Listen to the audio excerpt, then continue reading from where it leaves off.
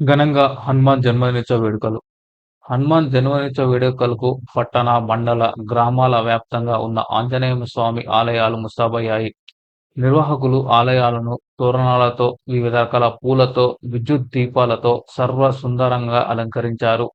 ఉదయం నుంచి భక్తులు ఆలయాలకు పోటెత్తారు. ప్రత్యేక పూజలు చేశారు. పలు ఆలయాల్లో నిర్వాహకులు భక్తుల సౌకర్యార్థం షామియానాలు, అన్నదాన కార్యక్రమాలు ఏర్పాటు చేశారు.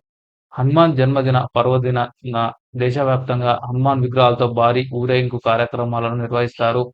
తెలుగు రాష్ట్రాల్లోని ప్రముఖ ఆలయాల్లో ఇప్పటికే వేలాది మందిగా హనుమాన్ భక్తులు దీక్షను విరమించేందుకు హనుమాన్ ఆలయాలకు చేరుకుంటున్నారు.